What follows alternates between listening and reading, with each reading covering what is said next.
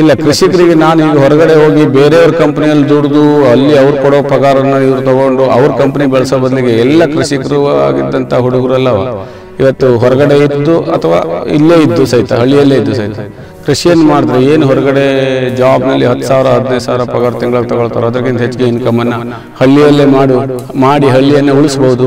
ಮತ್ತು ಒಳ್ಳೆ ಆರೋಗ್ಯದ ಊಟ, ಆರೋಗ್ಯದ ವಾತಾವರಣ, ಆರೋಗ್ಯದ ವ್ಯವಸ್ಥೆ ನಾವು ದೇಶಕ್ಕೆ ಜನಕ್ಕೆ ಕೊಡ್ಬೋದು ಅಂತ ನಾನು ಡಿಪ್ಲೊಮಾ ಮಾಡುವಾಗ ಇಂಜಿನಿಯರ್ ಆಗ್ಬೇಕಂತ ಪ್ಲ್ಯಾನ್ ಮಾಡಿ ಡಿಪ್ಲೊಮಾ ಮಾಡಿದೆ. ಬಟ್ ಡಿಪ್ಲೊಮಾ ಮುಗಿದ ನಂತರ ಯಾಕೋ 1-2 ವರ್ಷ ಜಾಬ್ ಮಾಡಿದ ಮೇಲೆ ಈ ಜಾಬ್ನಲ್ಲಿ ಇರುವುದಕ್ಕಿಂತ ನಮಗೆ ನೆಮ್ಮದಿ ಕೃಷಿಯಲ್ಲಿದೆ ಅಂತ ಅನಿಸಿ ಡಿಪ್ಲೊಮಾ ಮಾಡಿದ ಜಾಬ್ ಬಿಟ್ಟು ವಾಪಸ್ ಮನೆಗೆ ಬಂದು ಕೃಷಿ ಮತ್ತು ಸ್ವಂತ ಬಿಸ್ನೆಸ್ಸನ್ನು ಮಾಡ್ತಾಯಿದ್ದೇನೆ.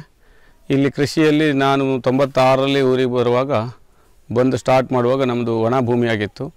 ಬಾವಿ ಮತ್ತು ಬೇರೆ ಬೇರೆ ಯೋಜನೆಗಳಿಂದ ನೀರಾವರಿಯನ್ನು ಮಾಡಿ ಇವತ್ತು ಟೋಟಲ್ ಒಂದು 30 ಎಕರೆ ಏರಿಯಾದಲ್ಲಿ ನಾವು ಕೃಷಿ ಮಾಡ್ತಾಯಿದ್ದೇವೆ. ನಮ್ಮದೊಂದು ಸಾಮೂಹಿಕ ಅವಿಭಕ್ತ ಕುಟುಂಬ ನಮ್ಮದು. ಈ ಅವಿಭಕ್ತ ಕುಟುಂಬದಲ್ಲಿ ನಾವು ಅಣ್ಣ ತಮ್ಮ ತಂದೆಯವರು ನಾವು ಎಲ್ಲ ಇದ್ದೀವಿ, ಎಲ್ಲ ಸೇರಿ ಕೃಷಿ ಮಾಡ್ತಾಯಿದ್ದೀವಿ.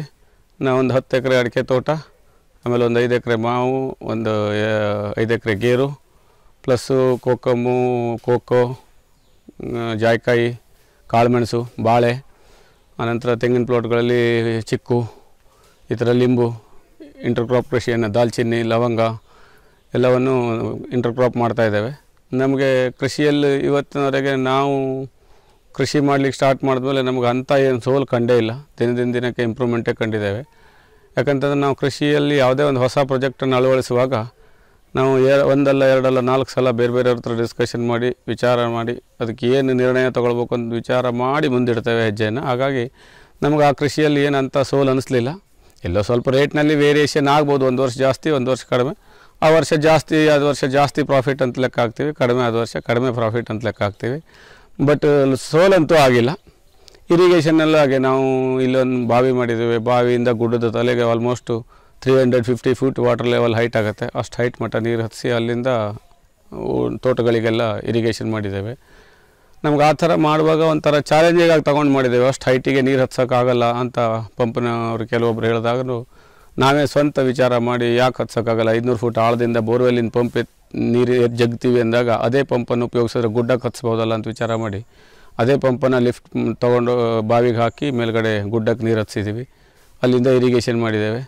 ಏನೂ ಸಮಸ್ಯೆ ಆಗಿಲ್ಲ, ಭಾಳ ಚೆನ್ನಾಗಿ ವರ್ಕ್ ನಡೀತಾ ಇದೆ. ತೋಟದಲ್ಲೂ ಹಾಗೆ ನಾವು ದಿನಕ್ಕೆ ಹೊಸ ಇಂಟರ್ಕ್ರಾಪ್ ಬೆಳೆಗಳನ್ನು ಅಳವಡಿಸ್ತಾ ಇದ್ದೇವೆ. ಫಸ್ಟು ಸ್ಯಾಂಪಲ್ಲಿ ಬಾಳೆ ಮಾಡಿದ್ವಿ, ಆಮೇಲೆ ಅದರ ಬಾಳೆ ಜೊತೆಯಲ್ಲಿ ಜಾಯಿಫಲನ್ನು ಮಾಡಿದ್ವಿ, ಬಾಳೆ ಕಡಿಮೆ ಮಾಡಿದ್ವಿ. ಈಗ ಜಾಯಿಫಲ್ಲು ಮತ್ತು ಕಾಳುಮೆಣಸನ್ನು ಮಾಡ್ತಾಯಿದ್ದೇವೆ. ಕಾಳುಮೆಣಸು ಸಹಿತ ತುಂಬ ಚೆನ್ನಾಗಿ ಬರ್ತಾಯಿದೆ. ಜಾಯಿಫಲ್ ಆಲ್ರೆಡಿ ಸ್ಟಾರ್ಟ್ ಆಗಿದೆ. ಬಾಳೆಯನ್ನು ಆಲ್ಮೋಸ್ಟ್ ಹಳೆ ತೋಟಗಳಿಗಷ್ಟೇ ಬಾಳೆ ಇಟ್ಟಿದ್ದೇವೆ. ತಂದೆಯವರು ಮಾಡಿದಂಥ ಹಳೆ ತೋಟಗಳಲ್ಲೂ ಸಹಿತ ಇವತ್ತು ಹಳೆ ತೋಟವನ್ನು ನಾವು ಕ್ಯಾನ್ಸಲ್ ಮಾಡಿ ಅದರ ಜೊತೆಯಲ್ಲಿ ಹೊಸದಾಗಿ ಚೇಂಜ್ ಮಾಡ್ತಾಯಿದ್ದೇವೆ. ಹಳೆ ತೋಟ ತೆಗೆದು ಹೊಸ ತೋಟ ರೂಪುರೇಷೆ ಬದಲಾವಣೆ ಮಾಡ್ತಾಯಿದ್ದೇವೆ. ಸೊ ಅದು ನಮಗೆ ಭಾಳ ಖುಷಿ ತಂದಿದೆ. ಯಾಕಂತಂದರೆ ಹಳೆ ತೋಟಗಳಲ್ಲಿ ಮೇಂಟೆನೆನ್ಸ್ ಎಲ್ಲ ಕಷ್ಟ ಇತ್ತು. ಇವತ್ತಿದು ಭಾಳ ಚೆನ್ನಾಗಿ ಬಂದಿದೆ, ನಮಗೆ ಖುಷಿ ಇದೆ.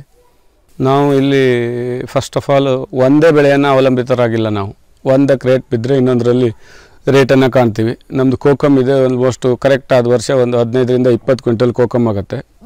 ಬಟ್ ಒಂದೊಂದು ವರ್ಷ ಚೆನ್ನಾಗಿ ರೇಟ್ ಬರುತ್ತೆ, 80ರಿಂದ 100 ರೂಪಾಯಿ ಕೆ ಜಿ ಬರುತ್ತೆ. ಒಂದೊಂದು ವರ್ಷ ಅದು 40ರಿಂದ 4 ರೂಪಾಯಿನವರೆಗೂ ಬಂದಿರೋದು ಕಾಲ ಇದೆ.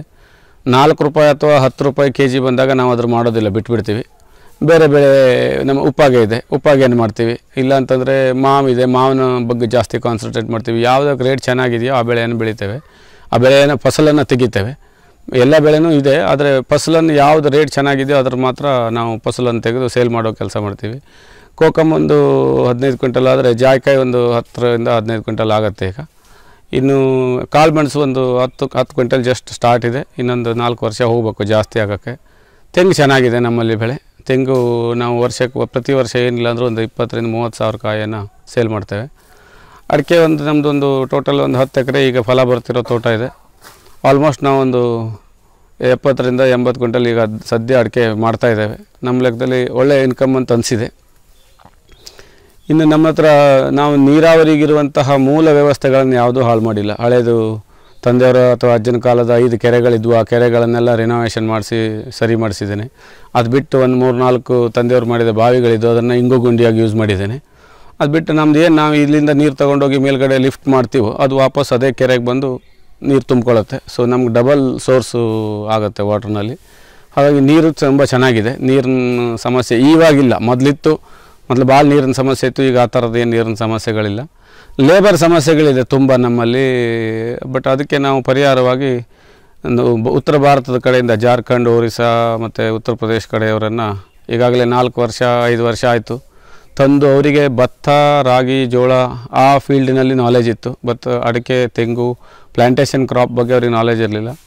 ಅವರಿಗೆ ನಾವು ಟ್ರೈನಿಂಗ್ ಕೊಟ್ಟು ಕಲಿಸಿ ಯಾವ ಥರ ಮಾಡಬೇಕು ಅಂತೇಳಿ ಇವತ್ತು ನಮ್ಮದೆಲ್ಲ ಗೋಶಾಲೆ ಕೆಲಸ ಇರ್ಬೋದು ಅಥವಾ ತೋಟದ ಕೆಲಸ ಇರ್ಬೋದು, ಈ ಒಂದು ಕೊನೆ ತೆಗೆಯೋದು, ಮದ್ದು ಹೊಡಿಯೋದ್ರಿಂದ ಹಿಡಿದು ಎಲ್ಲ ಕೆಲಸನೂ ಅವ್ರು ಮಾಡಲಿಕ್ಕೆ ರೆಡಿ ಇದ್ದಾರೆ. ಮಾಡಿಸ್ತಾ ಇದ್ದೀವಿ ನಾವು ಒಂದು ಸಲ ತೋರಿಸಿದ್ರೆ ಸಾಕು ಆ ಕೆಲಸವನ್ನು ಹೇಗೆ ಅಂತ ಹೇಳಿಕೊಟ್ರೆ ಅವರು ನಿಷ್ಠೆಯಿಂದ ಮಾಡ್ತಾಯಿದ್ದಾರೆ. ನಮಗೀಗ 4ರಿಂದ 5 ವರ್ಷ ಆಯಿತು. ಪ್ರತಿ ವರ್ಷ 8ರಿಂದ 10 ಜನ ನಮ್ಮಲ್ಲಿ ಕೆಲಸ ಮಾಡ್ತಾರೆ.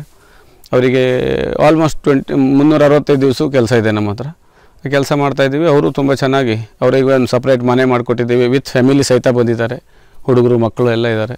ಅವರು ಟಿ ವಿ ಹಾಕ್ಕೊಂಡು ಇಲ್ಲಿ ಚೆನ್ನಾಗಿದ್ದಾರೆ. ಯಾಕಂದರೆ ಅವರ ರಾಜ್ಯದಲ್ಲಿ ಅವರಿಗೆ ಆಲ್ಮೋಸ್ಟ್ ಡೈಲಿ ಊಟಕ್ಕೆ ಸಹಿತ ಸಾಕಾಗುವಷ್ಟು ಕೆಲಸ ಸಿಗ್ತಿರಲಿಲ್ಲಾಗಿದೆ ಅಂತ. ಇಲ್ಲಿ ನಾವು ಕೆಲಸನೂ ಕೊಡ್ತೀವಿ, ಊಟನೂ ಕೊಡ್ತೀವಿ, ಒಳ್ಳೆ ಫೆಸಿಲಿಟಿನೂ, ಮನೆ ಬಾಕಿ ಫೆಸಿಲಿಟಿ ಎಲ್ಲ ಕೊಟ್ಟಿದ್ದಕ್ಕೆ ತುಂಬ ಖುಷಿಲಿದ್ದಾರೆ. ವರ್ಕ್ ಮಾಡ್ತಾಯಿದ್ದಾರೆ. ನೀವು ನೋಡ್ಬೋದು ತೋಟದಲ್ಲೇ ಕೆಲಸ ಮಾಡ್ತಾನೇ ಇದ್ದಾರೆ. ಅದು ಅಪ್ರಾಕ್ಸಿಮೇಟ್ ನಮಗೆ ಒಂದು ವರ್ಷಕ್ಕೆ ಒಂದು 30-35 ಲಕ್ಷ ಇನ್ಕಮ್ ಇದೆ. ಬಟ್ ಅದಾಗ ಒಂದು 10 ಲಕ್ಷ ಇನ್ವೆಸ್ಟ್ಮೆಂಟ್ ಆಗುತ್ತೆ. ನಾವು 10ರಿಂದ 15 ಲಕ್ಷ ಲೇಬರು, ಗೊಬ್ಬರ, ಬಟ್ ನಮ್ಮ ಫ್ಯಾಮಿಲಿ ಖರ್ಚು ಎಲ್ಲ ಸೇರಿಸಿದರೆ 10ರಿಂದ ಒಂದು 15 ಲಕ್ಷ ಇನ್ವೆಸ್ಟ್ಮೆಂಟು ಹೋಗುತ್ತೆ. ಒಂದು 10 ಲಕ್ಷ ಆಲ್ಮೋಸ್ಟ್ ಸೇವಿಂಗ್ ಆಗುತ್ತೆ. ಎಲ್ಲರೂ ಕೆಲಸ ಮಾಡ್ತಾರೆ. ನಮ್ಮ ಮನೆಯಲ್ಲಿ ಚಿಕ್ಕ ಹುಡುಗರಿಂದ ಹಿಡಿದು ನಮ್ಮ ತಂದೆಯವರು 75ನೇ ವರ್ಷ, ಅವರು ಸಹಿತ ಬೆಳಿಗ್ಗೆ 5:30ಗೆ ಅವ್ರು ಡ್ಯೂಟಿ ಸ್ಟಾರ್ಟ್ ಮಾಡಿದ್ರೆ ಸಾಯಂಕಾಲ 11 ಗಂಟೆಗೆ ಅವ್ರದ್ದು. ನಾವೆಲ್ಲ 6 ಗಂಟೆ 7 ಗಂಟೆ ನಂತರ ಸ್ಟಾರ್ಟ್ ಮಾಡ್ತೀವಿ. ಆದರೆ ಎಲ್ಲ ಹುಡುಗರಿಂದ ಹಿಡಿದು ಹೆಂಗಸರಿಂದ ತಂದೆಯವರಿಂದ ಹಿಡಿದು ಎಲ್ಲರೂ ನಾವು ನಮ್ಮ ಡ್ಯೂಟಿ ಏನೇನಿದೆಯೋ ಅದನ್ನು ಮಾಡಿಯೇ ಊಟ ಮಾಡೋದು. ವಿನಾ ಖಾಲಿ ಕುತ್ಕೊಂಡು ಒಂದು ದಿವಸನೂ ಊಟ ಮಾಡಿಲ್ಲ ನಾವು ಇವತ್ತಾರೆ ಯಾರು ಫ್ಯಾಮಿಲಿ ಮೆಂಬರ್ಸ್ ಇಲ್ಲ. ಕೃಷಿಕರಿಗೆ ನಾನು ಈಗ ಹೊರಗಡೆ ಹೋಗಿ ಬೇರೆಯವ್ರ ಕಂಪ್ನಿಯಲ್ಲಿ ದುಡಿದು ಅಲ್ಲಿ ಅವ್ರು ಕೊಡೋ ಪಗಾರನ್ನು ಇವರು ತೊಗೊಂಡು ಅವ್ರ ಕಂಪ್ನಿ ಬೆಳೆಸೋ ಬದಲಿಗೆ ಎಲ್ಲ ಕೃಷಿಕರು ಆಗಿದ್ದಂಥ ಹುಡುಗರೆಲ್ಲವ ಇವತ್ತು ಹೊರಗಡೆ ಇದ್ದು ಅಥವಾ ಇಲ್ಲೇ ಇದ್ದು ಸಹಿತ ಹಳ್ಳಿಯಲ್ಲೇ ಇದ್ದು ಸಹಿತ ಕೃಷಿಯನ್ನು ಮಾಡಿದ್ರೆ ಏನು ಹೊರಗಡೆ ಜಾಬ್ನಲ್ಲಿ 10,000 15,000 ಪಗಾರ ತಿಂಗಳಿಗೆ ತಗೊಳ್ತಾರೆ. ಅದಕ್ಕಿಂತ ಹೆಚ್ಚಿಗೆ ಇನ್ಕಮನ್ನು ಹಳ್ಳಿಯಲ್ಲೇ ಮಾಡಿ ಹಳ್ಳಿಯನ್ನು ಉಳಿಸ್ಬೋದು. ಮತ್ತು ಒಳ್ಳೆಯ ಆರೋಗ್ಯದ ಊಟ, ಆರೋಗ್ಯದ ವಾತಾವರಣ, ಆರೋಗ್ಯದ ವ್ಯವಸ್ಥೆ ನಾವು ಜನಕ್ಕೆ ಕೊಡ್ಬೋದು ಅಂತ ಇಲ್ಲ. ನಮಗೆ ನಮ್ಮ ಕೃಷಿಯನ್ನು ನೋಡಿ ಭಾಳಷ್ಟು ಜನ ಹೊರಗಡೆಯವ್ರು ಬರ್ತಾಯಿದ್ದಾರೆ. ಅದ್ರ ಜೊತೆಲಿ ಈ ಸಲ ಉತ್ತರ ಕನ್ನಡದ ಶ್ರೇಷ್ಠ ಕೃಷಿಕ ಪ್ರಶಸ್ತಿಯನ್ನು ಸಹಿತ ಕೃಷಿ ವಿಶ್ವವಿದ್ಯಾಲಯ ನಮಗೆ ನೀಡಿದ್ದಾರೆ. ಮೊದಲೇ ಅಂಕೋಲ ತಾಲೂಕಾ ಲೆವೆಲ್ನವ್ರದ್ದು, ಆಮೇಲೆ ಒಂದು ಮುಸ್ಲಿಂ ಸಂಘಟನೆಯವ್ರದ್ದು, ಆನಂತರ ಸಿರ್ಸಿ ಒಂದು ಸಂಘಟನೆಯವರೆಲ್ಲ ನಾವು ಈ ಕಾಳುಮೆಣಸಿಗೆಲ್ಲ ಗ್ರಾಫ್ಟಿಂಗ್ ಮಾಡ್ತೀವಿ. ಹಾಗಾಗಿ ಅದನ್ನೆಲ್ಲ ನೋಡಿ ನಮ್ಮದು ನರ್ಸರಿ ಇದೆ ಗುಳ್ಳಾಪುರದಲ್ಲಿ. ನಮ್ಮದು ವನದುರ್ಗ ನರ್ಸರಿ ಇದೆ. ಈ ಕಾಳುಮೆಣಸಿನ ಗಿಡಗಳನ್ನು ಗ್ರಾಫ್ಟ್ ಮಾಡಿದ್ದು, ಆಮೇಲೆ ಮಾವು, ಚಿಕ್ಕು, ತೆಂಗು ಇದ್ರದ್ದೆಲ್ಲ ನರ್ಸರಿ ಇದೆ. ಅಲ್ಲೂ ಬಂದವರು ಭಾಳ ಜನ ಬರ್ತಾರೆ.